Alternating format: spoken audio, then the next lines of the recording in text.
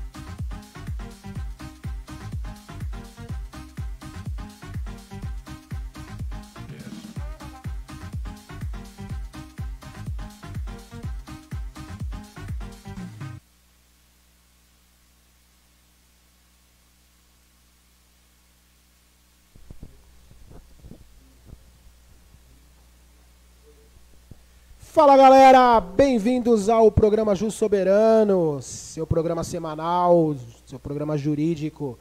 Mais uma vez aqui estamos nos estúdios da Rádio Boa Música FM. Boa noite, Rick Bastos. Boa noite, meu querido, tudo bem com você? Graças a Deus, como foi a semana? Foi tudo bem, graças a Deus. Tudo E você? Maravilhoso, tudo ótimo. E final de semana, fez o que de bom? Final de semana, um pouquinho de descanso com a família, minha filha. Massa, Curti um pouquinho com os amigos também. Tudo que tranquilo. legal. Espero que todos os nossos ouvintes também tenham aí tiveram aí também uma excelente semana. Com Esse é o nosso certeza. reencontro, né? Hoje é um dia, para mim, atípico, emocionalmente. Estou muito feliz com a presença do meu professor de bacharelado. Uma honra ter aceito o nosso convite para estar aqui dando uma aula. Então, hoje saibam que eu vou falar pouco, que eu vou aprender mais. Tá bem? Quero lhes apresentar, com muito carinho, com muito orgulho, meu grande professor, meu mestre, Afonso Celso Franco de Albuquerque. Boa Contigo noite. a palavra. Boa noite, Alexandre. Boa noite, Rick. É um Boa prazer noite. estar aqui na rádio de vocês. Então, vamos lá, né? Tema de hoje, educação jurídica. A importância desse tema para os alunos de direito, para os operadores do direito.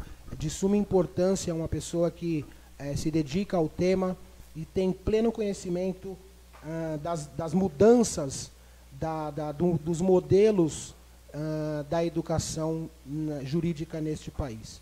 Então, contigo a palavra, mestre, e vamos à aula, porque hoje eu vou ficar bem quietinho. Bom, eu acho que não é exatamente uma aula, né? É um papo mais descontraído aqui. Até porque tem que ser descontraído, né? O calor que está fazendo hoje, a gente tem que descontrair. Verdade. Mas que bom que está calor, né? Estava chovendo demais, eu acho que vai cair água aí daqui a pouco. Mas vamos lá.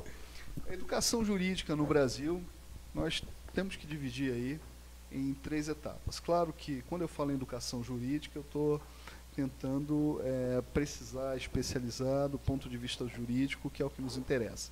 Mas a gente tem que remontar a educação universitária no Brasil como um todo. Nós temos um período aí, até os anos 80, em que prevalecia universidades federais e pouquíssimas universidades privadas.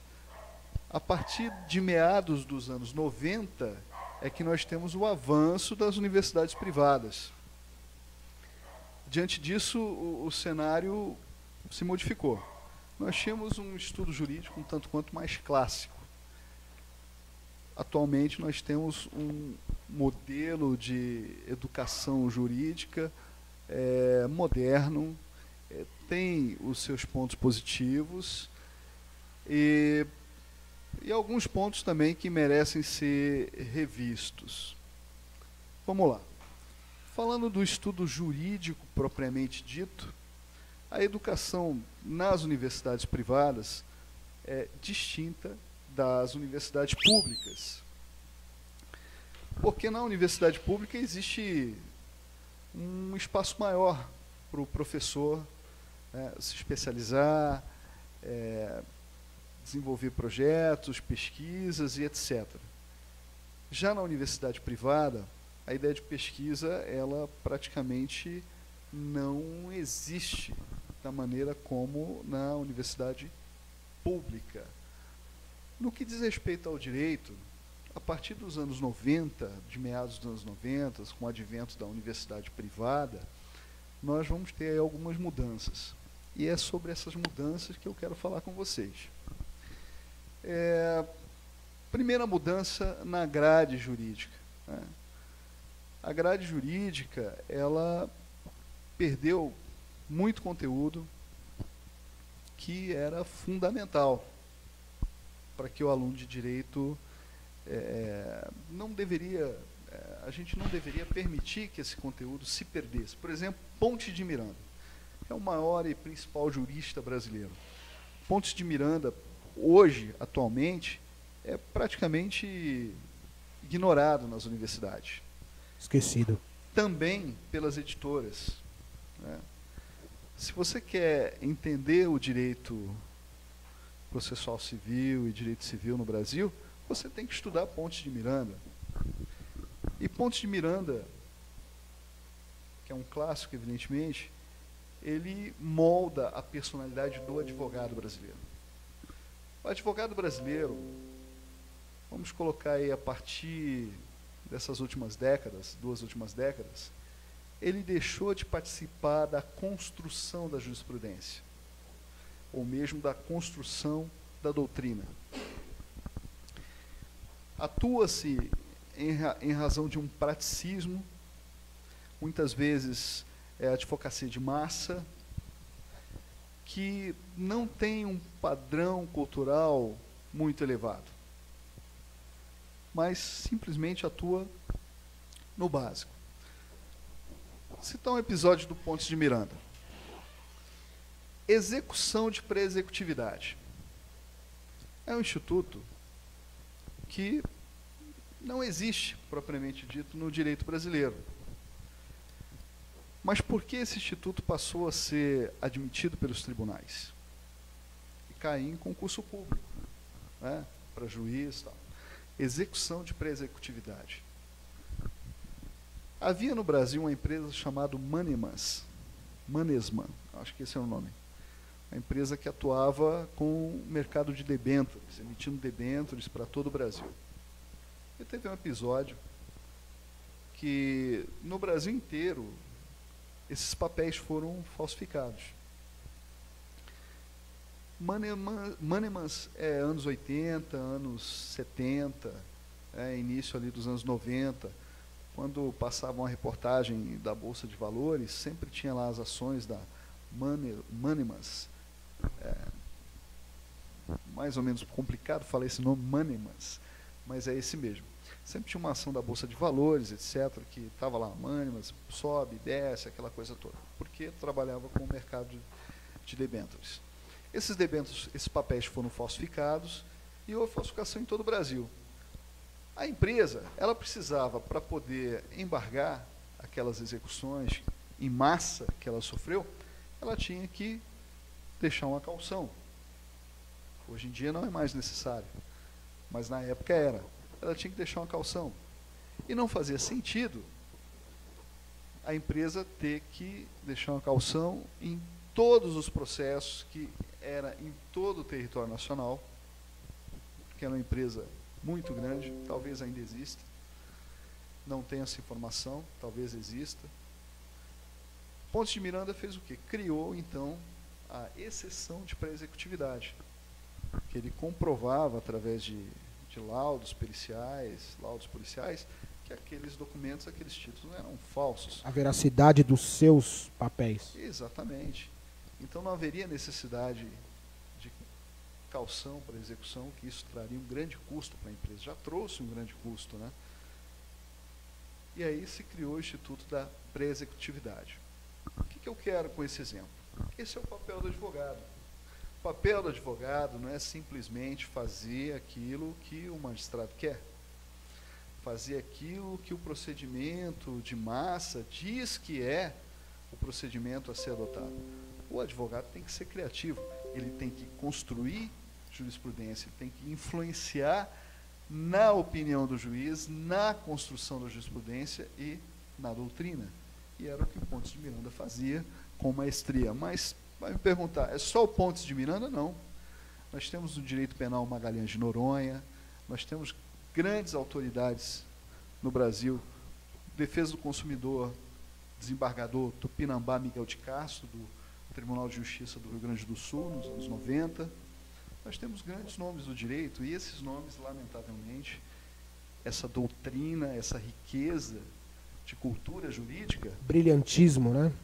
foi esquecido, ignorado. Hoje a educação jurídica é baseada em sinopse jurídica. Não querendo criticar a sinopse da Saraiva, são bons livros. Mas assim, pega-se o exemplo, é tudo sinopse, tudo conceitual, tudo básico, tudo diário. E a partir dali se formaria então o jurista. A educação jurídica, ela perdeu também a sua base. Qual é a base do direito no Brasil? Qual é a base? Vou olhar para lá. Qual é a base do direito do Brasil? Qual é a base do direito ocidental? O direito romano e o direito canônico. Na PUC, até os anos 90, e talvez, não sei a grade da PUC atualmente, nas universidades cristãs aqui no Brasil, nós tínhamos o direito canônico. A partir do direito canônico, você vai entender melhor o que é o direito de família, por exemplo. O Instituto do Casamento, por exemplo. E aí você vai ter uma percepção distinta do que existe hoje. Completamente distinta. Mas você precisava ter estudado o que é o direito canônico. Por que as coisas são assim, por que são daquela forma, e por que 2000 anos depois a gente chegou aonde a gente chegou. Direito canônico. Perdeu-se muito das fundamentações, né? Se perdeu a base do direito. O direito Eu hoje lhe confesso que não tive. Não existe mais nas grades, o MEC tirou. O direito hoje é construído em cima do modismo, de um grantismo, por assim dizer. Imediatismo também? Imediatismo. Né? A E tudo isso é falível. E voracidade do capitalismo, tem que se fazer profissionais o mais rápido possível, o mercado precisa, em busca do dinheiro. Exatamente. Entre aspas, a comercialização de diplomas, o senhor vê dessa forma? Não chego a tanto. não chega a tanto, não. Eu acho que o direito ele se universalizou a partir dos anos 90. Para mim, por exemplo, foi muito difícil fazer um curso de direito, porque eu tive que me deslocar de Rondônia, que fica na Amazônia, para o Rio Grande do Sul, porque nós tínhamos duas universidades federais, a de Manaus, a de Porto Velho e a de Cuiabá. Tudo isso aí, colocando aí pelo menos 1000 quilômetros de distância, eu vinha para São Paulo, provavelmente fazer PUC aqui, mas acabei fazendo Unicinos no Rio Grande do Sul. E foi um período ótimo. A universalização hoje é perfeita. Todos os municípios, todas as faculdades, todas as cidades do Brasil têm uma faculdade ainda que pequena. E você pode fazer a faculdade, se você for um bom aluno, você com certeza, não importa onde você venha estudar, você vai ser um bom profissional. Mas o bom aluno tem que sair daquela grade que é praticamente estabelecida pelo MEC, aquela grade tradicional, ele tem que ir além. Então, o que você estudava quando você entrava na faculdade dos anos 90? Estudo dos problemas brasileiros. Você ia situar o aluno do direito em relação a todos os problemas brasileiros, especialmente aqueles ligados à sua função de advogado. Mesmo porque o direito, as leis emanam do povo. Se você não souber quais são os seus problemas sociais, exatamente, fica-se difícil da adequação, né? Para essas leis serem executadas, você precisa ter instrumentos. Os instrumentos são as instituições. E as instituições, como tudo que provém do ser humano, não é perfeito. Então você precisava estudar estudos dos problemas brasileiros para você saber a dificuldade. Não basta o juiz dar a sentença, você tem que aplicar a sentença para que o direito positivo se faça eficaz. E a aplicação da sentença é um problema distinto da sentença, como do processo. Tá? Uma reintegração de posse, por exemplo, são circunstâncias e circunstâncias. Então, o direito brasileiro, ele se universalizou, de certo modo padronizou, e aí ele perdeu muito em qualidade. Quando eu falo em qualidade, eu não estou dizendo que as faculdades estão devendo. Não, o MEC estabeleceu um padrão, e todo padrão ele desqualifica. Por exemplo, direito canônico praticamente saiu da grade.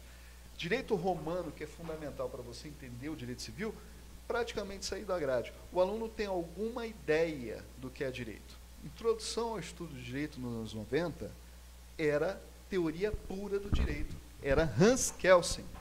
Por isso que eu digo para os meus alunos, eles sabem, direito é norma. E ponto. O juiz está lá para seguir a exigese da lei e não para construir lei. Essa ideia de o juiz construir normas a partir de uma outra norma, por analogia, interpretação analógica, essa ideia surgiu em São Paulo, no Damásio. A construção de normas a partir de outras normas. O juiz poderia construir uma norma específica. Isso surge aqui no Damásio. E esse conceito, ele se projetou e se proliferou de uma maneira muito equivocada, o que eu chamo de fenomenologia do direito. Os juízes fazem o que querem. O advogado, ele se tornou um mero, não vou dizer nem auxiliar, né, um mero ouvinte. Partícipe. Partícipe. Ele simplesmente protocola a petição e o processo corre do jeito que o juiz quer. E nem sempre os juízes têm razão. Por isso existe outras instâncias. E o devido processo legal? Vou dar um exemplo.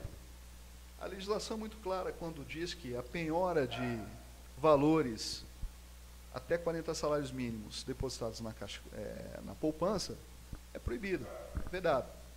Entretanto, os juízes vão lá, primeiro penhoram online para que o defensor tenha de... Exato. Isso cria danos e age contra a lei. O juiz não deve inovar e o advogado tem que perceber isso. E isso vem da educação jurídica que o advogado tem. Atualmente, o nosso modelo de educação jurídica é um modelo que torna o advogado um mero partícipe no processo. Ele não tem poder de argumentação, ele sequer consegue contestar a maneira como o processo se desenvolve. E quando contesta, muitas vezes, ele acaba tendo êxito. Por exemplo, corregedoria. Quando o juiz começa a inventar demais no processo, pega a decisão do juiz e peticiona na corregedoria que alguém vai colocar freio.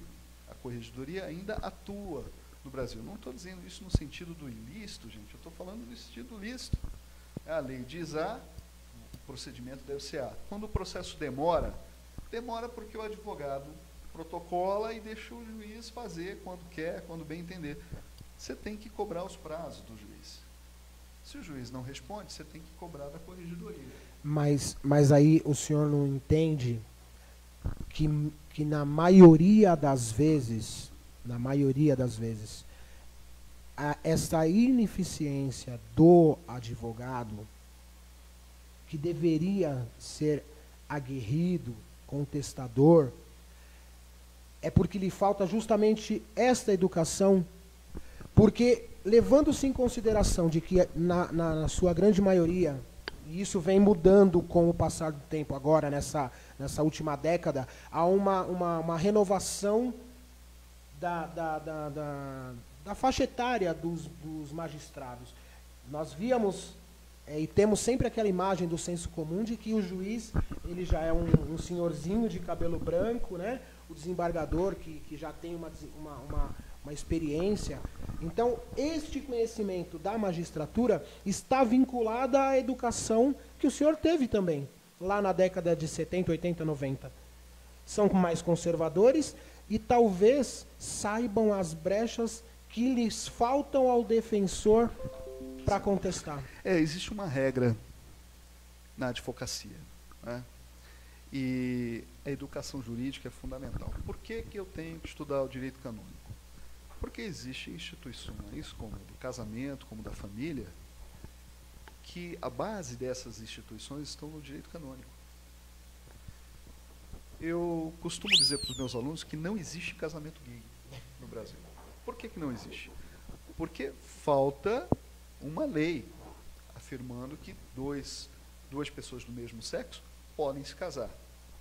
Ah, mas nós tivemos uma ação de inconstitucionalidade, nós temos uma resolução do Conselho Nacional de Justiça. O Conselho Nacional de Justiça, a meu ver, ele fere o princípio da harmonia entre os poderes. E por que ele fere? Porque ele interfere nos poderes, especialmente no judiciário. E por que ele interfere? Quando o Conselho Nacional de Justiça estabelece uma resolução, ele está legislando. E a competência para legislar é do Congresso, que representa a população. A competência do juiz é aplicar a lei que o Congresso criou, legislou. E a competência do Executivo é de gerenciar a nação. Aqui não entra o Executivo propriamente dito, a menos que entre com medida provisória, etc, etc. Então, nós temos algumas aberrações jurídicas, que é a exigência do cartório, isso falando em termos de direito de família, em permitir, suposto, não existe, juridicamente não existe casamento entre pessoas do mesmo sexo. O que existe é união estável. E união estável não é um instituto que faz parte do canônico, daquilo que nós conhecemos como direito canônico. União estável é um instituto que existe a partir dos anos 90, final dos anos 80, anos 90, moderno, importante e tem a ver com patrimônio. Não Está diretamente ligado, né? Não com família, exatamente. Mas se hoje você defender a tese que não existe casamento gay, como você vê mesmo no YouTube, etc., ou mesmo na própria doutrina, você recebe críticas, é uma coisa que não é nada contra a comunidade em questão. Homoafetiva. Homoafetiva. É simplesmente estabelecer o que a lei diz, ou seja, Pacificar, né? exatamente. E o advogado ele tem que enxergar isso. Divórcio. Outro tema polêmico no Brasil é a questão do divórcio direto. Existem várias implicações para você ter uma legislação que cuida do divórcio. Foi revogado, não foi revogado? De certo modo, sim, você pode ter o divórcio direto, desde que não haja filhos menores, desde que ambas as partes estejam em plena saúde. Mas você vê os tribunais ou os cartórios realizando o divórcio à revelia. E isso vai trazer as consequências. As consequências ainda não chegaram no STJ, mas vão chegar. A minha crítica à educação jurídica. Você passa isso para o estudante de direito como se isso fosse um dogma. Por exemplo, espécies de família. Só existem aquelas previstas na Constituição. Não existem outras. Entretanto, você abre doutrinas e você vê diversas modalidades de família. Na verdade, isso é uma invenção que é contrário à boa cultura jurídica. Isso não existe. Jamais o Pontes de Miranda ia sair inventando essas coisas. Meu mestre, o senhor acredita que a educação jurídica esteja diretamente ligada a um modelo político? Olha, eu vejo um modelo questionável aí, o granchismo. Literalmente ocupando um espaço muito grande na cultura brasileira. Nós temos um processo de degeneração do ensino jurídico a partir de meados dos anos 90. Mas falar que existe uma postura política voltada para essa finalidade, eu não acredito. Eu acho que o Brasil evoluiu, desenvolveu, ficou melhor, melhorou, tudo melhorou. A internet lá nos anos 90 estava surgindo. Hoje a internet, ela está presente, né? E ajuda muito. O Google Educação, é muito importante se usar o Google Educação dentro da sala de aula. A internet, sim, vai permitir a universalização da execução, da educação. Entretanto, é preciso ter conteúdo e ter conteúdo de qualidade. Como eu disse lá no início, nós ignoramos os nossos grandes juristas e criamos aí uma massa de juristas que eu não perderia o meu tempo. Eu li vários livros nos últimos semestres de novos juristas, todos muito ruins. Sabe aquele aluno que faz um resumão? Basicamente os livros... Ctrl C, Ctrl V? Exatamente, mas basicamente os livros que estão à disposição dos nossos alunos e muitas vezes indicados dentro das faculdades, são livros dessa qualidade. Você não tem um ponto de início, não tem um ponto, o porquê, não é um livro. Fora que o nosso aluno parou de ler. Parou de ler. O brasileiro em si, ele parou de ler, né? Você perguntar a um brasileiro dos anos 50, 60, havia aqueles bolsa-livros, que era uma mania nacional. Onde você chegava, o brasileiro estava lendo. O estudante hoje ele não lê. Isso quando ele sabe ler. Porque muitos entram para dentro da universidade sem saber ler e sem escrever. Nos anos 90, nós tínhamos chamado... Isso é uma infeliz realidade. Infeliz realidade. E para um professor corrigir uma prova, muitas vezes é um sacrifício. Muito. É triste até. Você tem que adivinhar o que ele está tentando falar. Você chama o aluno e pergunta o que ele quer dizer. Mas você tem que dar oportunidade para as pessoas crescerem. E essa é a oportunidade. O nosso ginásio ficou muito ruim, ficou muito desqualificado. Sofre a influência do modernismo, do YouTube, do Facebook, das redes sociais, e o professor nem sempre ele consegue acompanhar e equalizar o processo. Então, o professor está na sala de aula, faz um comentário, mas o aluno viu um comentário diferente no YouTube e ele acredita mais no YouTube do que no professor. Porque ele consegue pegar só aquilo que está diante dele, aquilo que se apresenta, não as razões de como chegar ali. Eu volto a falar do direito canônico e do direito romano. O direito romano é a base do direito civil.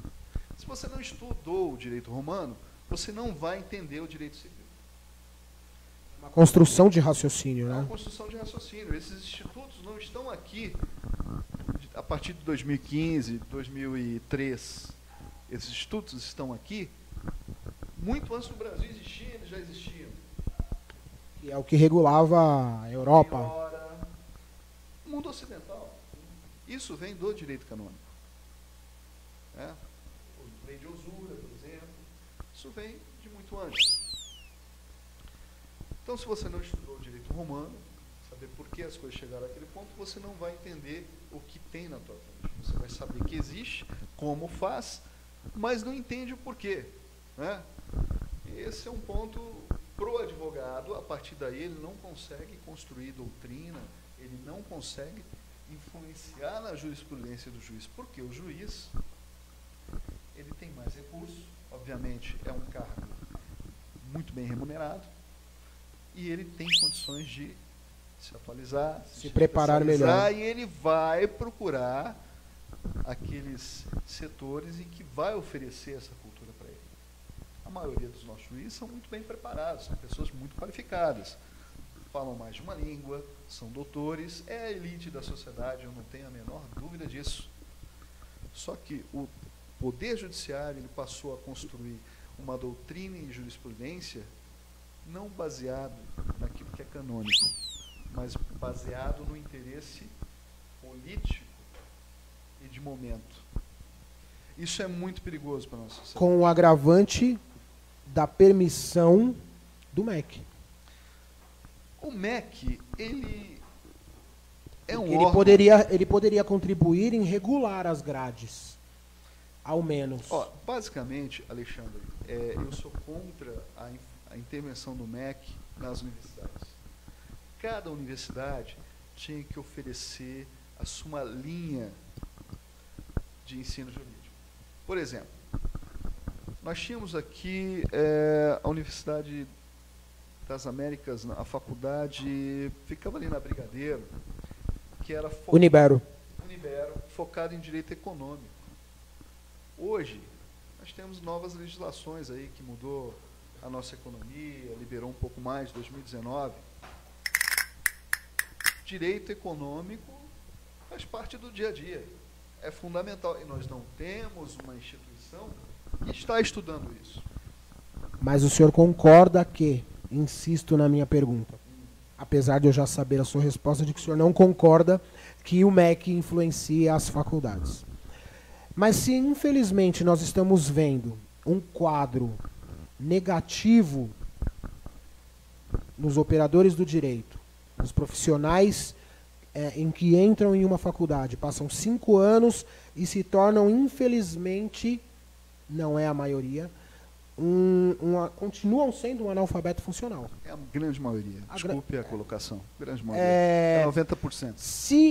Então isso significa aos meus olhos que, além da falta do interesse do aluno em querer buscar o conhecimento, o melhor conhecimento para melhor oferecer o seu trabalho futuramente, existe também a negativa da faculdade não estar preocupada com o ensinamento.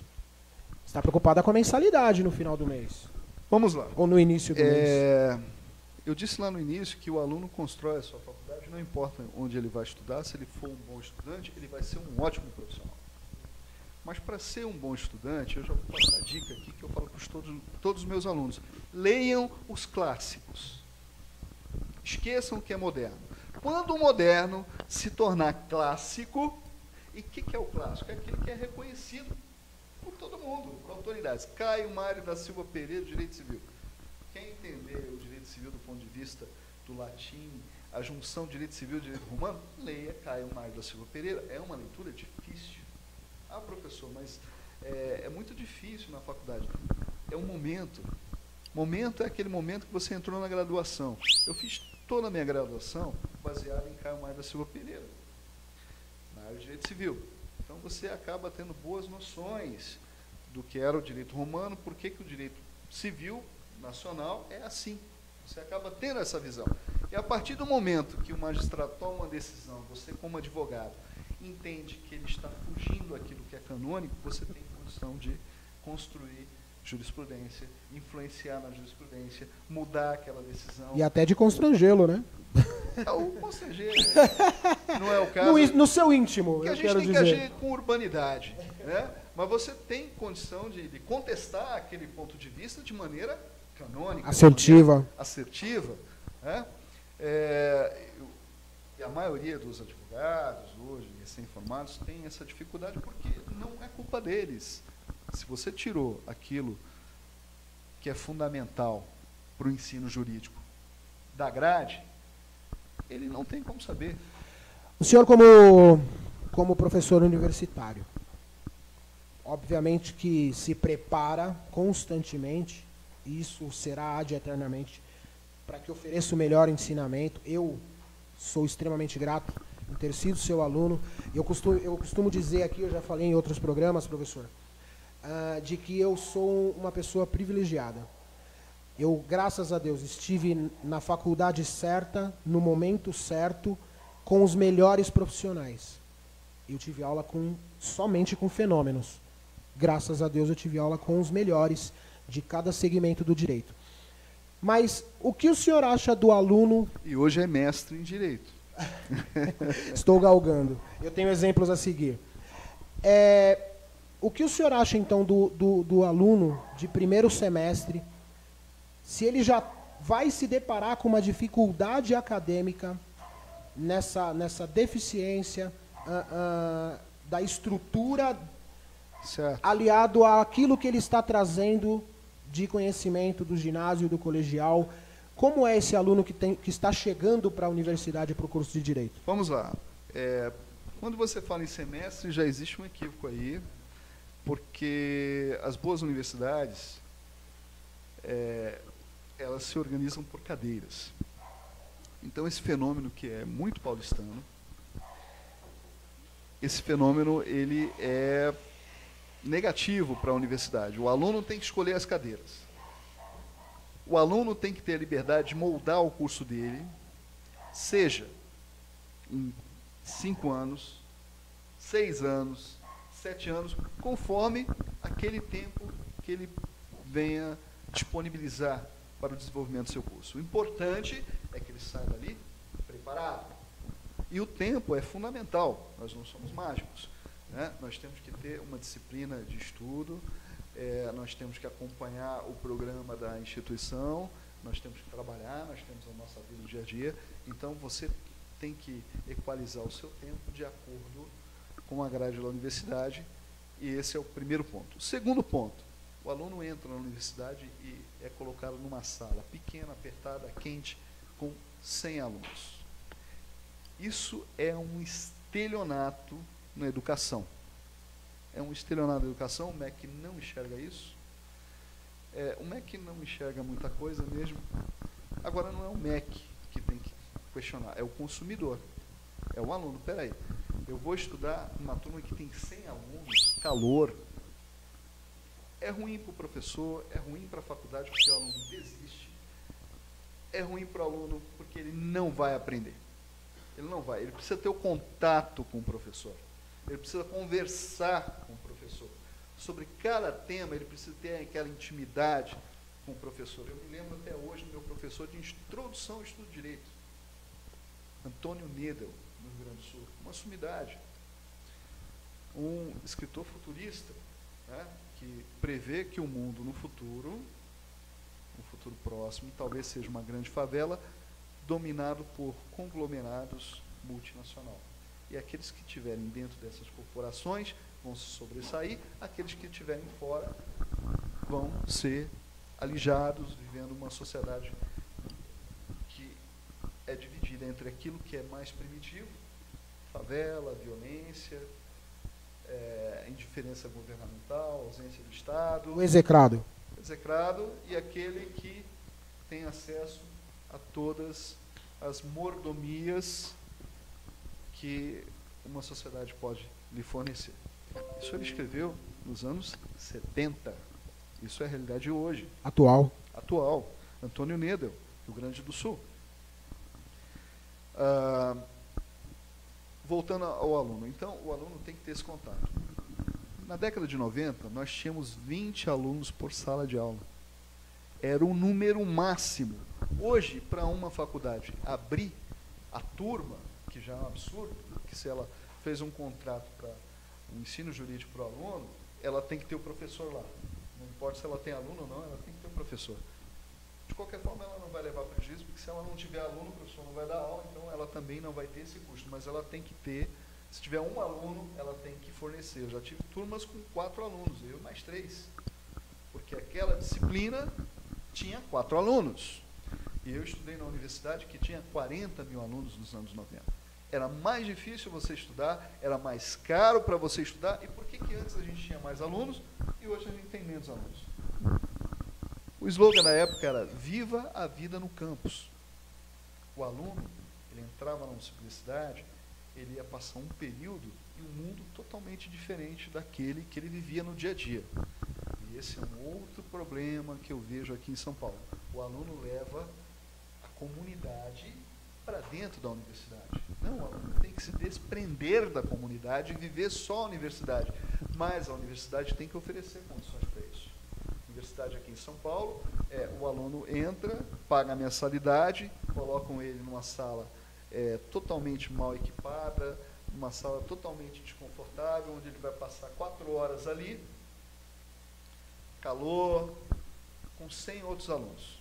Então, quer dizer, isso não é saudável, isso não é aceitável. A própria universidade, ela acabou se degenerando nesse processo de oferecer um produto para o aluno, porque o MEC Com permite. qualidade. Mas o MEC não é o MEC, volta a dizer, não é o MEC que tem que fiscalizar isso, é o próprio aluno, ele tem que se recusar. Aí nós Getúlio Vargas para ver se ela tem uns 100 alunos numa sala de aula. Com certeza não terá, é uma das principais universidades. Damásio, PUC, Mackenzie. Damásio também, né? PUC eu já não tenho informação, mas acredito que não. Aqui, Mackenzie. Mas não o fato da faculdade ser outra, né, não essas clássicas, mais conhecidas, mais tradicionais, não significa que ela tenha que agir dessa maneira. Então, é o próprio o consumidor do Mackenzie, se ele chegar numa sala desconfortável, ele vai reclamar. Esse é o ponto. O aluno da comunidade, ele está muito focado em crescer, né? Ele se sente um pouco rejeitado por essa sociedade que está aí, e a nossa sociedade é muito básica: você tem dinheiro, você é Deus; se você não tem, você vai ser rejeitado, não importa se seja doutor ou não. Mas eu faço uma comparação com relação ao perfil do aluno das faculdades mais clássicas, tidas também como faculdades elitistas, com aquela faculdade do público C/D. Por quê? Por certo, estas faculdades mais renomadas, e eu vou pegar o exemplo do Damásio, o curso de bacharelado lá é mais caro que o curso de pós-graduação. O curso lá de bacharelado são R$ 2.000, R$ 2.500. Então não é um aluno que trabalhou durante o dia, que tem um trabalho mediano, no sentido financeiro, que vai estudar lá à noite. Então, a faculdade coloca dentro de sala de aula, num espaço adequado, retroprojetor, todo o suporte que possa levar a melhor educação por R$ 2.500, 20 alunos. Faça então uma conta de que ali naquela sala são angariados R$ 50 mil mês. No entanto, a sua ideia de 100 alunos, a um ticket médio de R$ 400, são 40 mil. Então, o intuito, muitas vezes, das faculdades de menor expressão é a rotatividade do aluno. Ele não está realmente preocupado em levar conhecimento.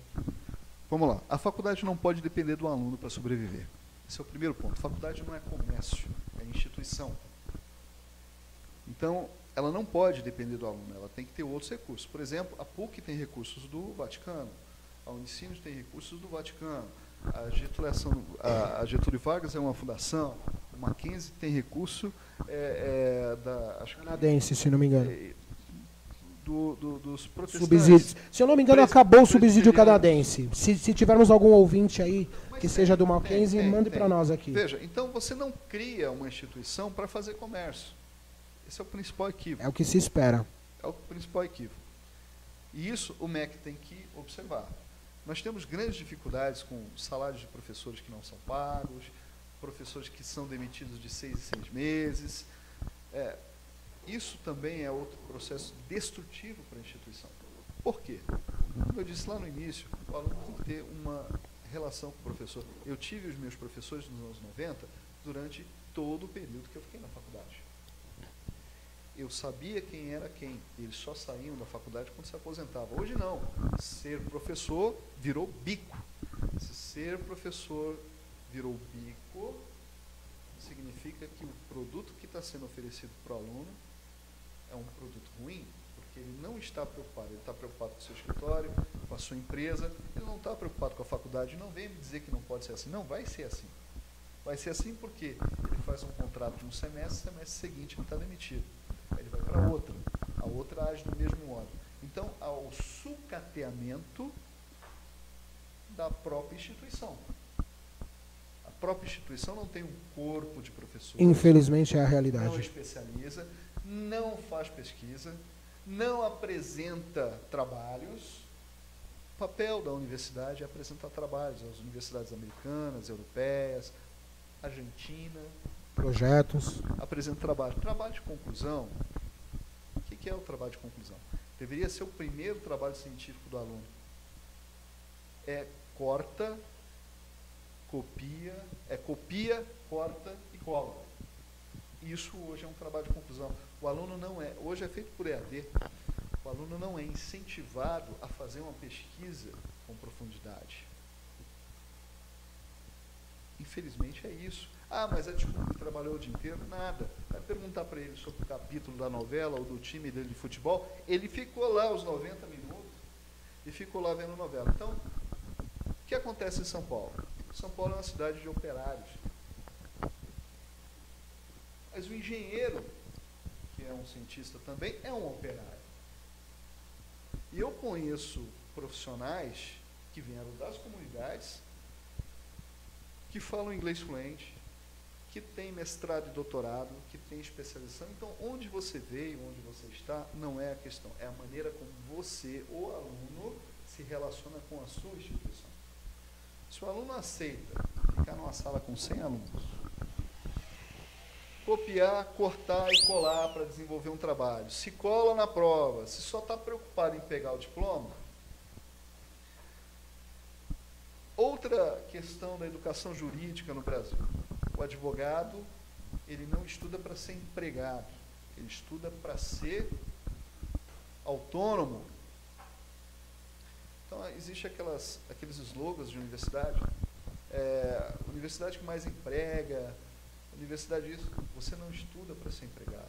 Essa é uma filosofia, um conceito que você tem que excluir da sua realidade. Você tem que construir negócios. O direito é amplo, o direito você está em todo lugar. Se o cara quer criar uma rádio, por exemplo, na mais simples, ele vai precisar de uma orientação jurídica. Se ele quer criar um comércio, ele vai precisar de uma orientação jurídica. Mas o que eu vejo nos últimos anos é os advogados perdendo esse espaço. Eu não estou falando de pequenos escritórios, não.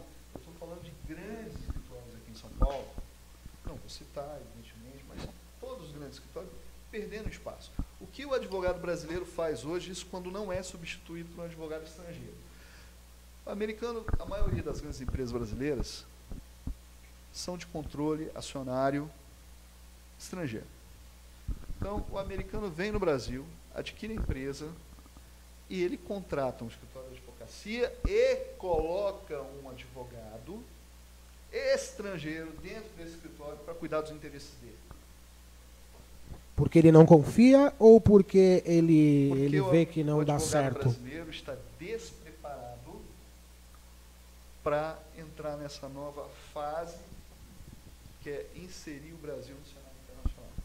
Então, o Brasil, por que o Brasil vai ter problemas?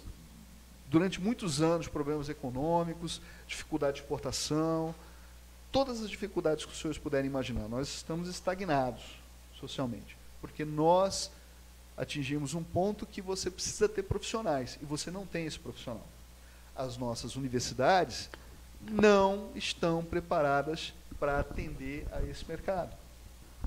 E nós temos um controle do governo que não permite que universidades estrangeiras venham no Brasil e se estabeleçam. Por exemplo, o que um estudante de direito de uma universidade australiana estuda? Marketing, noções de política internacional, noções de negócios internacional. Eu tive a experiência de conversar e fazer um trabalho com um advogado chinês. Mais perto aqui, mestre. Um advogado chinês em 2008. Ele veio no Brasil comprar madeira. Nós sentamos e redigimos esse trabalho. Na China, senhores, eles têm uma universidade e cursos de especialização que prepara o advogado para atuar em cada país. Ele conhecia o direito brasileiro tanto quanto eu. Ele era chinês, ele veio preparado falando português, ainda que com uma certa dificuldade, você tinha que usar o inglês ali para se comunicar, ele veio preparado, ele sabia o que estava fazendo. E qual a orientação dele? Ele não estava à mercê da sorte. Não estava à mercê da sorte. Qual a orientação dele? Direito romano, direito canônico, constitucional, ambiental. Porque o artigo penal da Constituição brasileira. Mas vamos fazer. A gente não pode fazer isso, porque quando eu chegar na China, vão me cobrar. É proibido para mim vir aqui e fazer isso. Vejam, um advogado chinês. Vamos exportar para a Europa. Os senhores sabiam que na Europa existe legislação que proíbe a exploração e a aquisição por europeus, por empresas sejam europeias, sejam brasileiras, que atuem na Europa, de madeira do Cerrado brasileiro, de madeira de algumas regiões da Amazônia brasileira. Saibam, senhores, que o mogno, por exemplo, e aí falam de direito ambiental, e na prática o aluno não tem acesso a isso. Não é culpa do aluno, a universidade tinha que oferecer isso, a gente já vai chegar lá. O mogno brasileiro, existe uma comissão internacional que autoriza a compra desse produto conforme for a escala de disponibilidade para que o mogno não entre em extinção. Então, todo ano ela baixa uma resolução, a União Europeia, dizendo o seguinte: olha, os empresários europeus ou empresários brasileiros que quiserem atuar no mercado europeu estão autorizados a comprar X metros cúbicos de mogno no Brasil, X metros cúbicos de cerejeira no Brasil. Ou seja, o nosso mercado, aquilo que a gente faz aqui, se a gente quer vender para eles, a gente vai ter que seguir as regras deles, e isso não chega para o estudante brasileiro. O estudante brasileiro tem a noção de que o direito é só aquele que está no entorno dele. Não é. O que acontece? Você não consegue crescer. Nós temos grandes advogados aqui, eu conheço muitos ali na Brigadeiro, né, escritórios como o Felsberg, que é um dos maiores do Brasil, escritórios como o Veirano. Os advogados brasileiros têm contratos com escritórios de advocacia lá no exterior, e eles atuam aqui, né, sempre com um consultor estrangeiro para regular essa relação entre brasileiros e estrangeiros. Vou contar um episódio. Eu tive a experiência de atuar com um madeireiro português que veio aqui no Brasil, comprou uma grande quantidade de madeira em 2008. Eu peguei o bonde, evidentemente, depois que o problema estava presente, né? Ele teve a sua madeira apreendida e eu fui até Curitiba para liberar essa madeira. Bom, havia irregularidades tanto do Estado quanto da maneira como o procedimento de exportação da madeira se desenvolveu. E isso gerou, evidentemente, prejuízos para esse madeireiro. Nós entramos com a ação, conseguimos liberar de 11 caminhões, nós liberamos 8. O restante ficou, porque não tinha como você liberar. Agora, o grande problema não foi aqui no Brasil. O grande problema é quando essa madeira foi embarcada e parou num porto português, essa madeira foi apreendida, porque a maneira como o procedimento foi realizado contrariava as regras da União Europeia. E aí o prejuízo foi grande, foi tão grande que a empresa fechou no Brasil.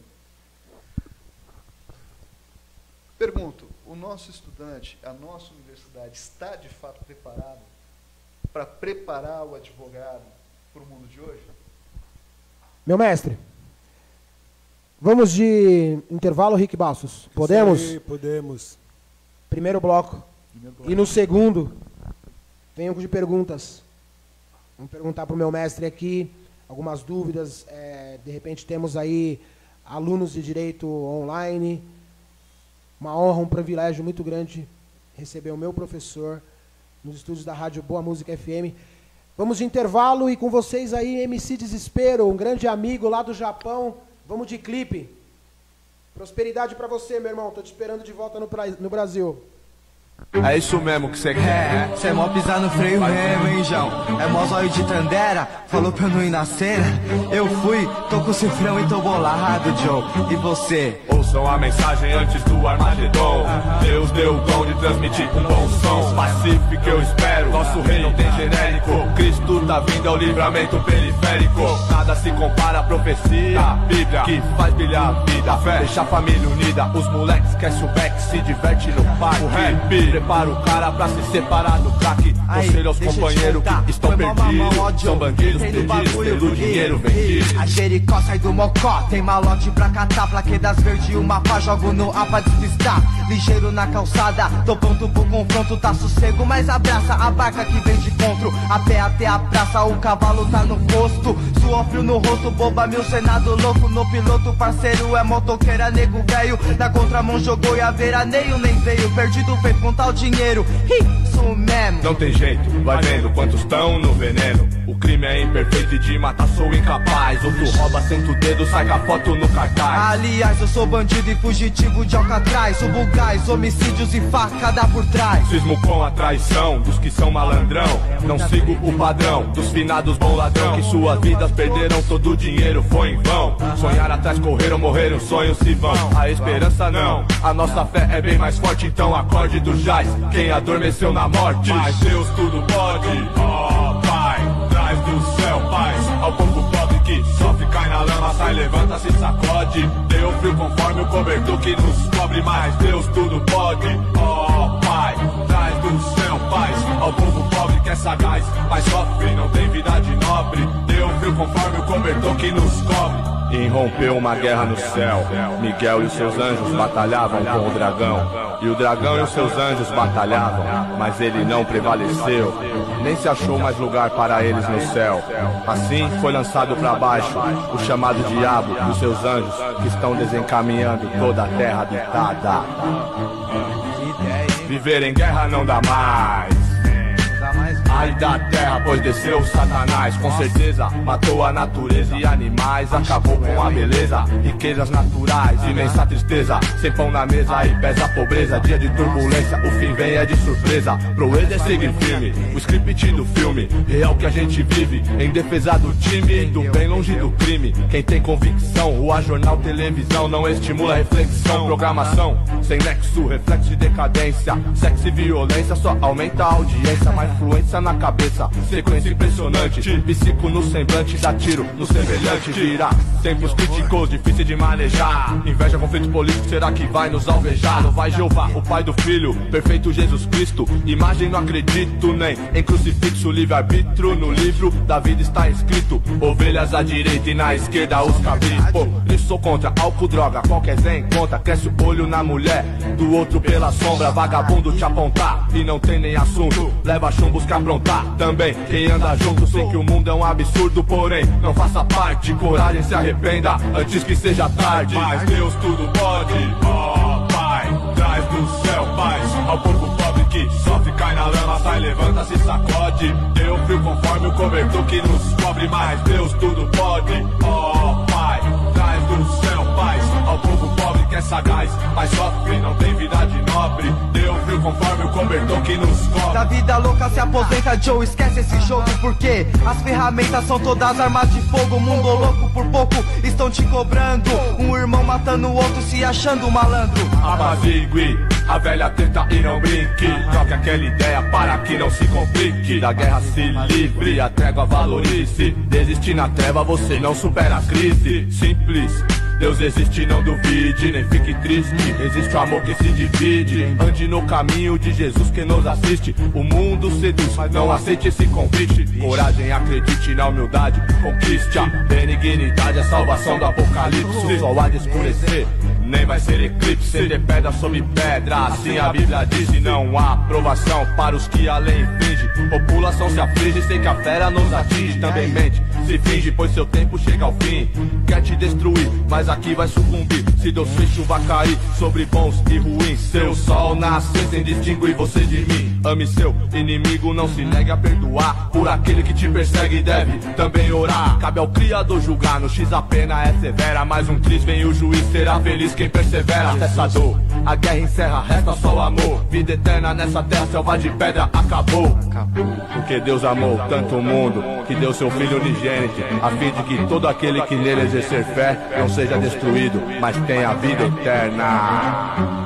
Mas Deus tudo pode, ó Pai, traz do céu paz ao povo pobre que sofre, cai na lama, sai, levanta, se sacode. Deu frio conforme o cobertor que nos cobre. Mas Deus tudo pode, ó Pai, traz do céu paz ao povo pobre que é sagaz, mas sofre, não tem vida de nobre. Deu frio conforme o cobertor que nos cobre. E eis que crio novos céus e uma nova terra, e não haverá recordação das coisas anteriores, nem subirão ao coração. É isso mesmo que cê quer. Cê é mó pisar no freio mesmo, hein, João? É mó zóio de Tandera, falou pra eu não ir na cena. Eu fui, tô com o cifrão e tô bolado, Joe. E você? Ouçam a mensagem antes do Armagedon. Deus deu o dom de transmitir um bom som pacífico, eu espero. Nosso rei não tem genérico. Cristo tá vindo ao livramento periférico. Nada se compara à profecia, a Bíblia que faz brilhar a vida, a fé, deixa a família unida. Os moleques esquece o back, se diverte no parque. O rap prepara o cara pra se separar do crack. Conselho aos companheiros que estão perdidos. São bandidos pedidos pelo dinheiro vendido. A Jericó sai do mocó, tem malote pra catar. Plaquedas verde e uma pá, jogo no A pra despistar. Ligeiro na calçada, tô pronto pro confronto. Tá sossego, mas abraça a barca que vem de encontro. A pé até a praça, o cavalo tá no posto. Suor frio no rosto, boba mil, senado louco. No piloto, parceiro é motoqueira, nego velho. Na contramão jogou e a veraneio nem veio. Perdido feito contar o dinheiro, isso mesmo. Não tem jeito, vai vendo quantos tão no veneno. O crime é imperfeito e de matar sou incapaz. Outro rouba, senta o dedo, sai com a foto no cartaz. Aliás, eu sou bandido e fugitivo de Alcatraz. Subo gás, homicídios e facada por trás. Cismo com a traição dos que são malandrão. Não sigo o padrão dos finados bom ladrão. Que suas vidas perderam, todo o dinheiro foi em vão. Sonhar atrás, correram, morreram, sonhos se vão. A esperança não, a nossa fé é bem mais forte. Então acorde do jazz, quem adormeceu na morte. Mas Deus tudo pode, ó Pai, traz do céu paz ao povo pobre que sofre, cai na lama, sai, levanta, se sacode. Deu frio conforme o cobertor que nos cobre. Mas Deus tudo pode, ó Pai, traz do céu paz ao povo pobre que é sagaz, mas sofre, não tem vida de nobre. Deu frio conforme o cobertor que nos cobre. Irrompeu uma guerra no céu. Miguel e os seus anjos batalhavam com o dragão. E o dragão e os seus anjos batalhavam, mas ele não prevaleceu. Nem se achou mais lugar para eles no céu. Assim foi lançado para baixo o chamado diabo e os seus anjos, que estão desencaminhando toda a terra habitada. Voltamos com o programa Jus Soberano, com o advogado Alexandre Carvalho e convidado Meu professor, meu grande mestre, Afonso César Franco de Albuquerque. Afonso Celso Franco de Albuquerque. Já teria tomado um negativo aí, né? Tivesse corrigindo minha prova. Vamos lá, pessoal. Voltamos com o nosso programa. Mais uma vez, agradecendo a presença do nosso grande mestre, expondo aqui os temas importantíssimos acerca da educação jurídica. E contigo a palavra, mestre. Então vamos lá. Nos anos 90, quando tivemos os primeiros acessos à internet, o meu primeiro acesso à internet foi dentro da universidade. Né? Foi trazendo um computador que os alunos poderiam navegar na internet. Mas era só um computador para a universidade inteira. Então era só para você matar sua curiosidade. Sair a internet escada, extremamente lenta. Isso em 1990, 91, extremamente lenta, mas era extraordinário, que você podia ir a outros lugares, podia ver outros lugares. Lá fora a internet já era uma realidade, aqui no Brasil em 90 estava começando. E aí surgiu, qual é o efeito da introdução dessa tecnologia na educação? Ora, a internet, ela vai universalizar a educação. Você está lá na Amazônia, eu sou um cara da Amazônia, eu tive que sair de lá e para o Rio Grande do Sul fazer um curso de Direito. Hoje eu poderia fazer um curso de Direito pela via digital, né, sem precisar me deslocar. Hoje nós temos mestrados na Europa, acessíveis a brasileiros, pela via digital. Eu não vou denominar isso de AD. Por quê? Porque é preciso do coaching do outro lado. Preciso de alguém do outro lado te orientando. Como eu disse, o ensino, de qualquer forma, não pode prescindir do professor. Ainda que seja através da modalidade gravada, gravação. O professor faz uma gravação e permite que você, através de chat, se comunique com ele. Essa é a tecnologia que nós temos. E com a realidade aumentada, essa tecnologia vai se ampliar ainda mais. Mas o chat é suficiente. Né? Então, o ensino jurídico, mesmo à distância, ele não prescinde do professor. O EAD, da forma como é feito no Brasil, ele prescinde do professor. O que é o EAD? Eu recomendo que você compre um livro. Clássico, de preferência. O EAD é muito ruim, desatualizado, é quase um TCC ali, que o aluno entra desatualizado. As universidades não têm uma preocupação precisa com o EAD. Então, eu fiz um curso pela Universidade de Massachusetts, nos Estados Unidos, um curso de negociação, em que eu tinha acesso a chat. O curso era, o professor americano, evidentemente, ministrava aula em inglês, mas era traduzido para o português. Tinha legendas em português, eu poderia acompanhar. Eu fazia perguntas em português, para quem só entende português, e alguém nos Estados Unidos traduzia essas perguntas e me respondia em português. Ou seja, a língua não te impede de você se comunicar. E hoje a tecnologia está mais avançada. Eu posso usar um mecanismo de translate, em que eu falo em português e a pessoa recebe em inglês, em tempo real. É fantástico. Então, a questão da língua não te impede mais. Mas o que chama a atenção aí é a maneira como o curso é ministrado. São vídeos de 15 minutos, em que o professor vem, explica tema por tema. Todo o curso você vai ter ali umas 72 horas em vídeo, fora o material por escrito. O material escrito é explicado nos vídeos. E o vídeo tem o interesse que você pode ir, voltar, tal, e aí entra aquela terceira situação, que é você poder se comunicar com o professor e, obviamente, com os seus assistentes. Então, o professor ministra um curso de qualidade a nível mundial, falando a sua língua, e você consegue se comunicar. Detalhe, como eu disse lá no início, uma universidade não tem que olhar pelo ponto de vista econômico. Ela tem que ter condições de oferecer a educação sem olhar para o aluno como um consumidor, propriamente dito. Você pagaria em torno de R$500 a R$600 pelo certificado emitido pela universidade. Massachusetts, nos Estados Unidos, que é uma das grandes universidades do mundo. Para você ter uma ideia, o PIB, o Produto Interno Bruto, a receita dessa universidade é algo em torno de $300 bilhões por ano. É fabulosa. Essa universidade é uma cidade de 100 mil habitantes. Então, é algo extraordinário. O que está acontecendo no Brasil é um processo inverso. O EAD poderia nos ajudar muito, ainda com as suas deficiências, mas evoluiria. Poderia ajudar muito. No quê? Em agregar ao ensino jurídico já ministrado de forma presencial. É preciso fazer umas diferenças.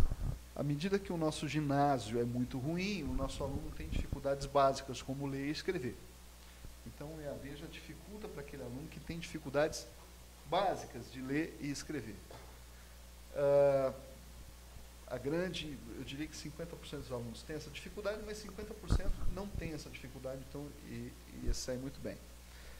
O EAD, ele agregaria aquelas disciplinas complementares, optativas, mas as disciplinas presenciais teriam que ser aquelas fundamentais, como eu disse lá, direito canônico. Aí você me pergunta, mas para que eu vou estudar direito canônico? Para você entender o que é o direito. Introdução ao estudo de direito, você teria que estudar Hans Kelsen, o livro A Teoria Pura do Direito. Todo livro. E não somente algumas noções, o ser, dever ser, etc. Não, todo o livro. Eu vejo que esse contato com aquela sua maior e melhor referência, que é o seu professor. Tive aula contigo de direito tributário.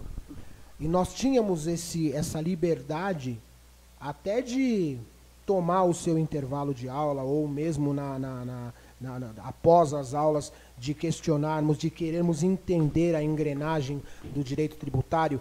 Eu tive aula na época com o Dr. Nadir de Campos Júnior, promotor do caso Suzane von Richthofen, em que ele saía do fórum, acabava de dar a entrevista sobre o caso e entrava em sala de aula. Isso não tem preço. Para um aluno de direito, carregar, ostentar isso, é muito maior do que simplesmente o seu currículo. Então, eu te pergunto,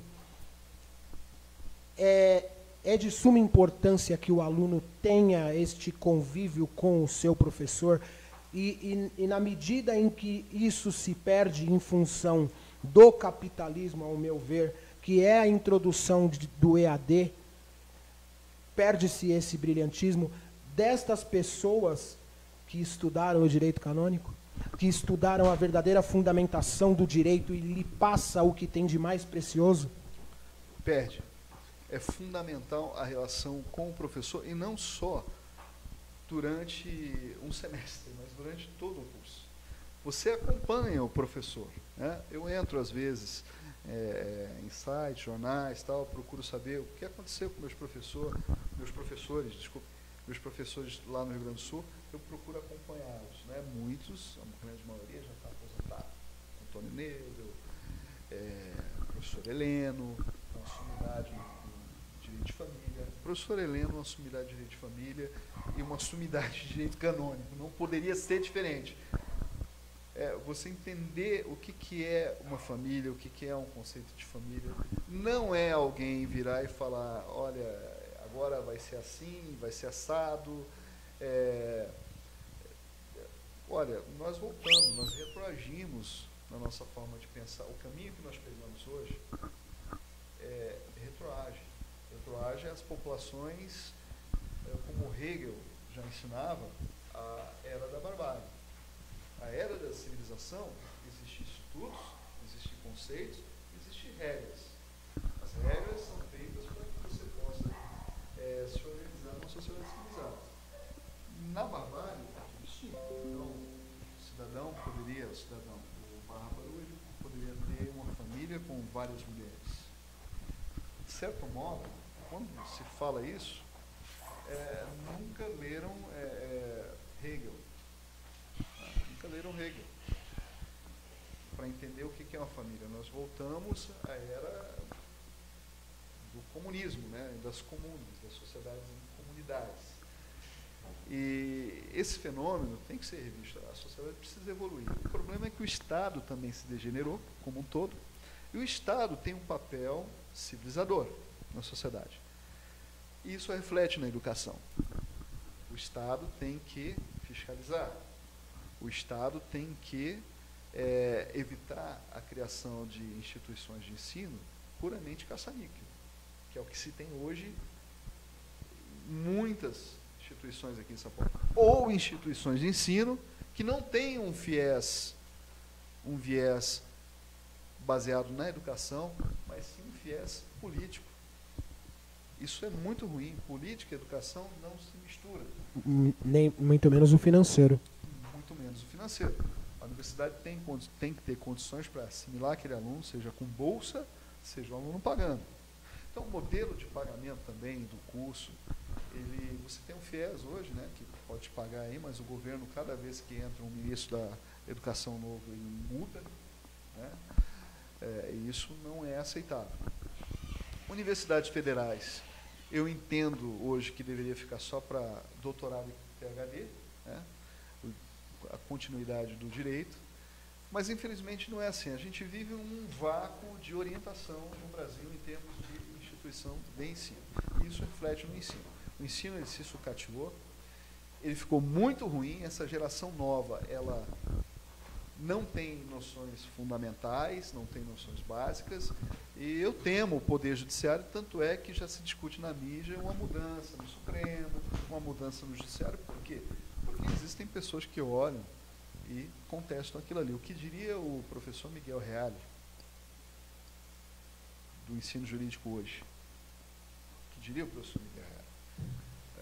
Não falaria boas coisas. Mesmo na USP, tá? Não tô tirando as instituições top dessa questão. Correntes jurídicas, escolas jurídicas, isso são coisas que vêm desaparecendo. Nós não conseguimos, uma universidade não consegue construir uma escola jurídica. Os juristas não conseguem construir uma corrente jurídica. A corrente virou aquela orientação jurisprudencial. E não é bem isso. Por trás da corrente existe, sim, uma construção de uma ideia. Uma coerência, né? Para cada demanda. Para cada demanda, exatamente. E os juízes seguem aquilo como princípio. Eu vou aproveitar os nossos últimos minutos.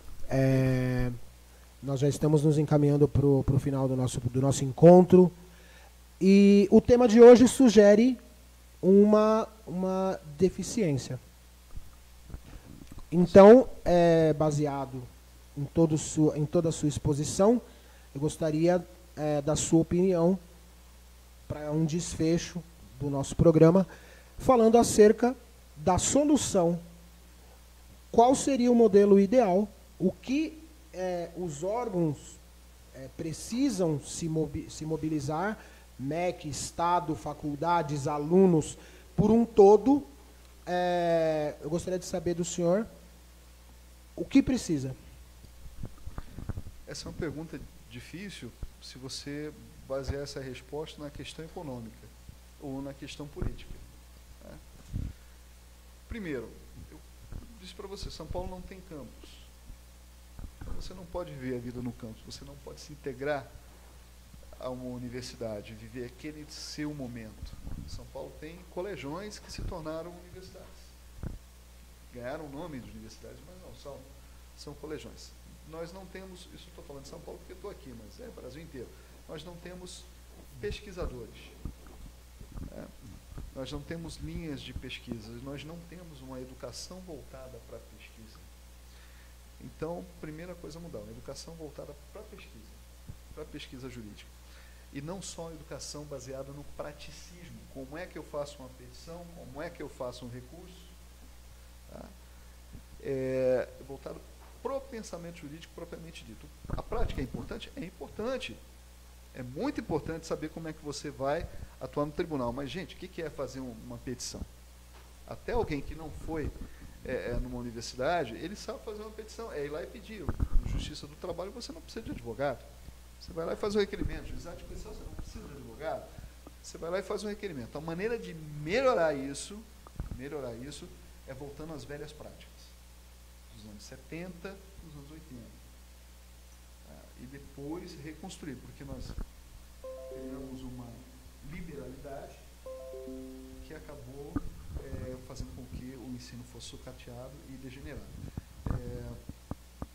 As universidades que não tenham fundo econômico para se autossustentar, para garantir o seu aluno, elas não podem continuar existindo. E também grandes conglomerados econômicos como que utilizam a Bolsa de Valores para levantar recursos, é uma ideia inteligente, eu diria, mas sucateou o ensino.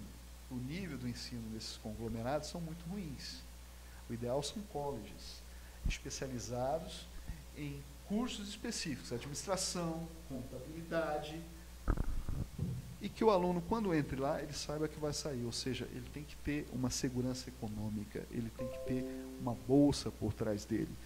Nos Estados Unidos se estuda com bolsa. Se você é muito rico, você faz doação para a faculdade, mas aí é um muito rico, que pode doar $200 mil, $300 mil para o filho dele ficar em uma daquelas faculdades. Essa história de você pagar a faculdade por mês é uma aberração. É uma aberração, é uma distorção. Não é solução, é muito ruim o modelo. O senhor falando dos Estados Unidos me fez lembrar aqui de uma pergunta bastante interessante no sentido da educação jurídica. Nos Estados Unidos, o advogado, ele milita, ele trabalha única e exclusivamente naquela área em que ele opta. Ele é criminalista, ele é civilista, ele é do direito do trabalho. E aqui no Brasil, que eu acho uma incoerência, no concurso para se tirar a habilitação da OAB, na segunda fase, o aluno, o candidato, ele opta por uma das áreas do direito para se fazer a peça. Consequentemente, na minha cabeça, ele está abrindo mão de todas as outras áreas do direito, e isso o credencia a trabalhar em qualquer uma delas. O senhor acredita que o modelo americano é o mais viável e exige mais do profissional a qualidade da sua prestação de serviço quando ele foca em uma área do direito? Certo. O modelo americano não exige que você seja advogado para fazer a sua defesa ou até de outra. Em alguns estados americanos, em juízo. O importante é que você demonstre para o magistrado que você tem conhecimento jurídico e condições de se defender. Do contrário, ele vai nomear um advogado.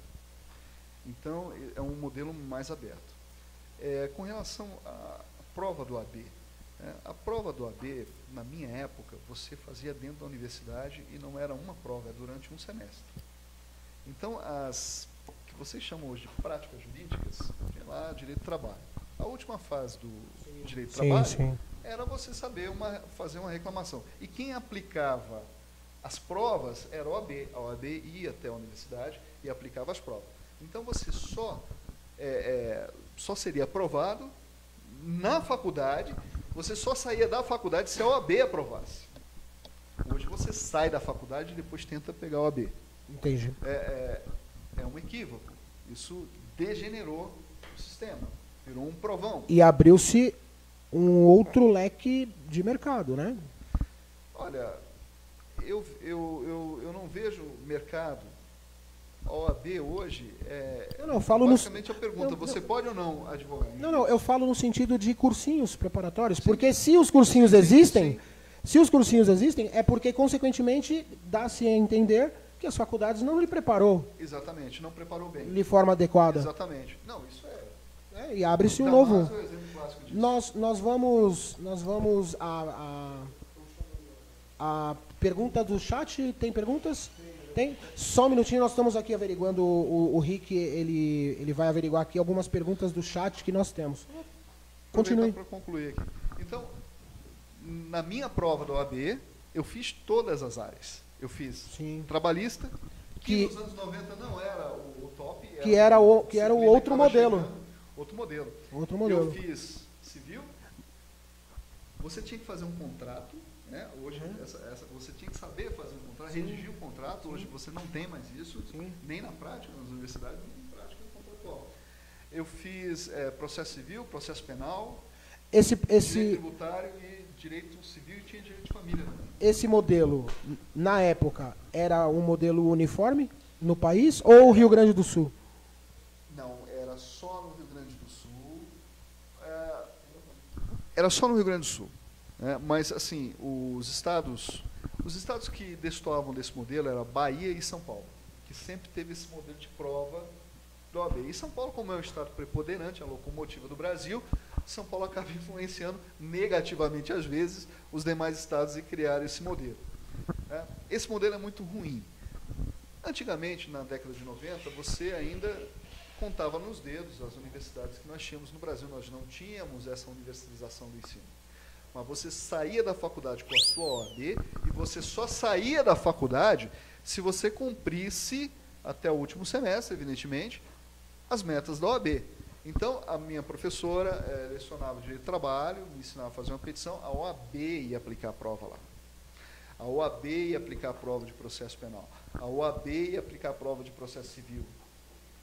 E não era uma prova simples. E tinha a prova de púlpito também. O que é púlpito?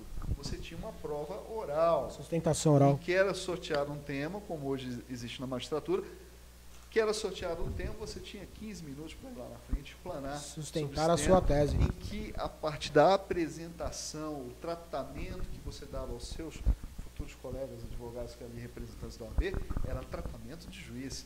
Então, o advogado estava no mesmo patamar de um magistrado. Hoje eu não posso dizer isso. O advogado dentro dos tribunais, ele está refém da caneta.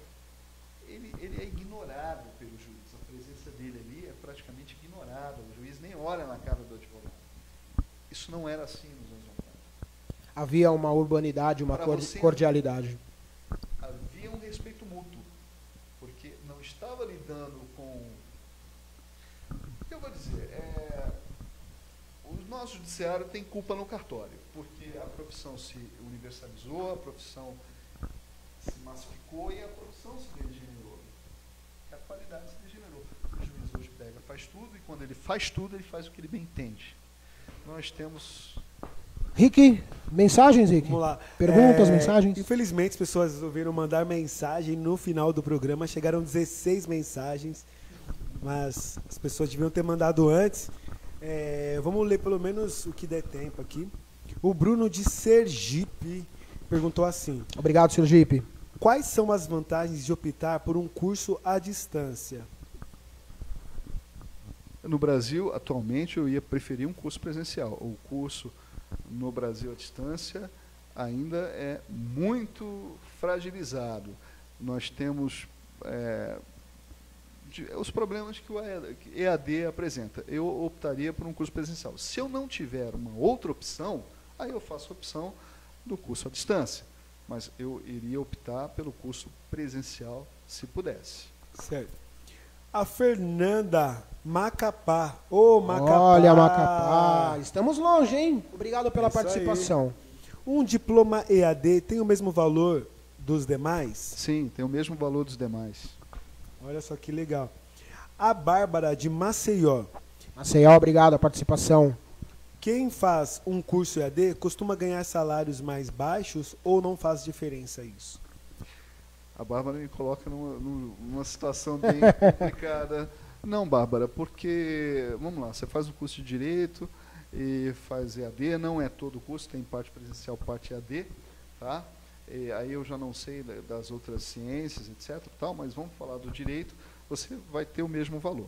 O que faz a diferença é a sua personalidade, a sua capacidade de atuação, é isso que vai fazer diferença. Porque a advocacia é relacionamento, o advogado é o diplomata do cidadão. Então, é relacionamento com o seu cliente, a sua postura dentro do tribunal, o seu cliente se sentir seguro. A lisura, né? A Exatamente, transparência. A ética, a transparência. A honestidade. Exatamente. Isso aí. Para a próxima aqui, o Tiago. Rio de Janeiro. Opa, o pessoal do Rio de Janeiro sempre Rio de Janeiro. acessa a nossa rádio. Obrigado pela participação. Falando de tecnologia, é preciso ter um computador moderno ou entender um pouco de informática? Datacracia. A substituição do indivíduo pela inteligência artificial. É preciso ter um ser humano, sempre.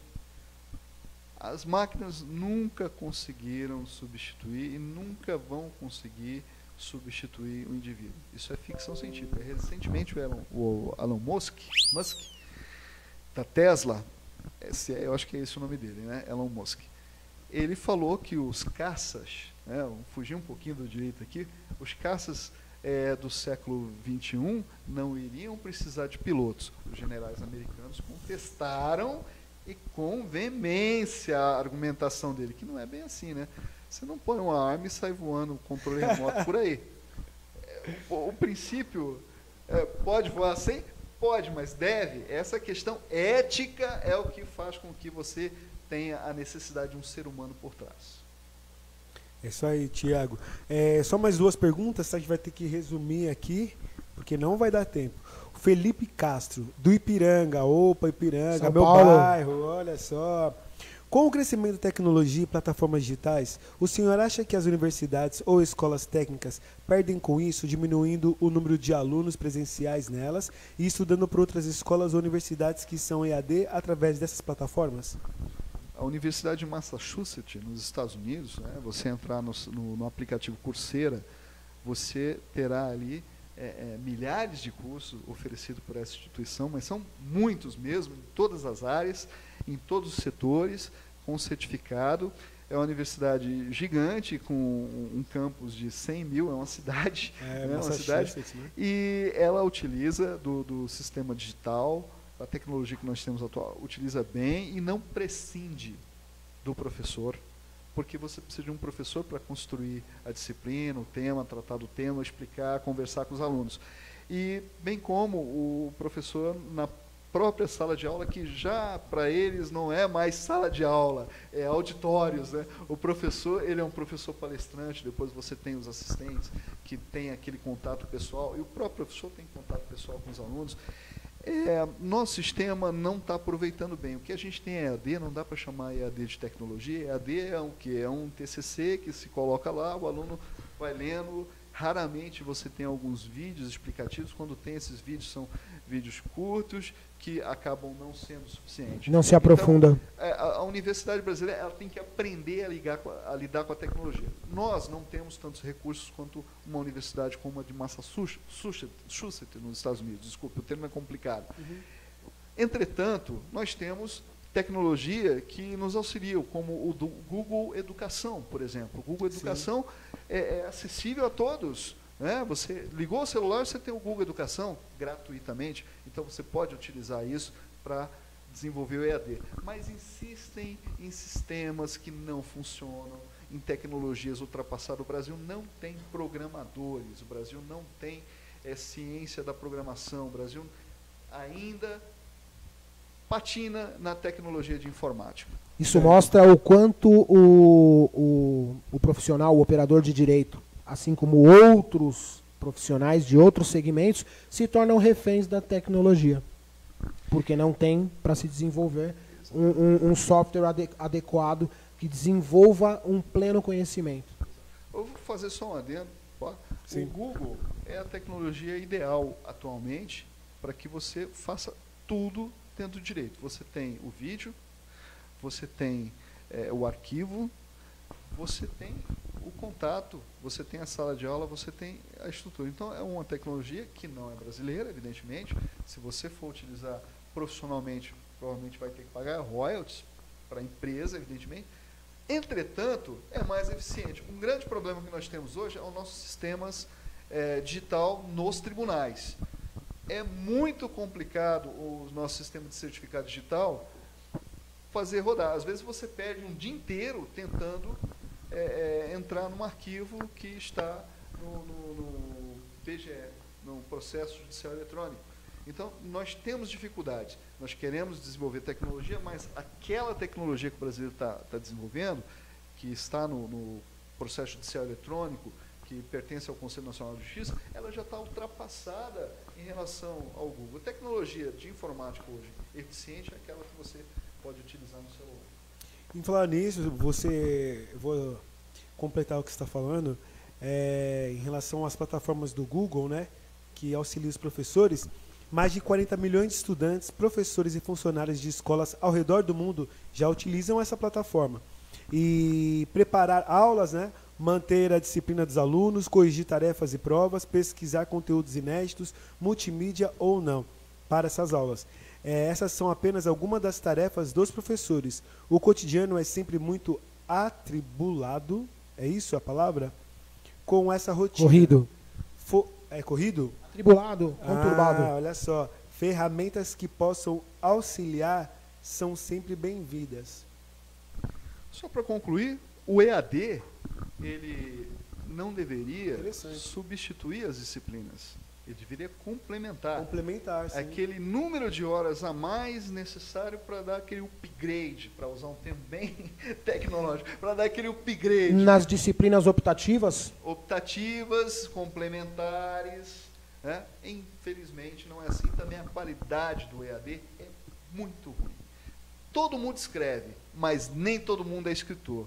E EAD depende do escritor. Então, eu recomendo que você compre lá um livrinho do Damásio, um livrinho do professor Alexandre de Moraes, nosso ministro da Justiça, um livrinho do Ponte Miranda, você não vai ter disponível no mercado, quando tem alguns R$1.000. E esgota rápido. Esgota rápido. Mas você tem outros livros que você pode utilizar, sim, desses autores clássicos, Ovidio Batista, etc, etc. Damásio? Damásio, evidentemente, não dá para prescindir. Fernando Noronha? Magalhães de Noronha. Magalhães de Noronha. E por aí vai. Isso aí. O Tarcísio, essa é a última, tá? Ele é professor há 5 anos, está mandando abração para vocês, falou que já assiste o programa já a segunda vez. Obrigado, professor. Você, Alexandre. Ele é da Zona Leste. Que lugar? Não falou? Não falou, só Zona Leste. Será que ele é professor de Direito? Passa para nós aqui. Vamos professor, entre em contato conosco aqui pelo chat, deixa o seu contato aqui, se puder fazer a gentileza de deixar o seu zap, vou pegar, faremos contato, o programa é seu. Vem falar um pouquinho aqui da sua trajetória de vida profissional. O espaço é para todos nós. Os novos professores? Agradeço a sua participação e está convidado, mestre. Tá bom? Ele colocou assim: falando de bolsas, o senhor é a favor de cotas em universidades e concursos públicos? Evidente, eu sou a favor de cotas, sim. Inclusive para uma outra classe de pessoas que também é minoria, os alemães, descendentes de alemães, brancos, louros, né, que também passam dificuldades e por serem brancos são discriminados. Não, o cara é branco, então é rico, então cotas para negros.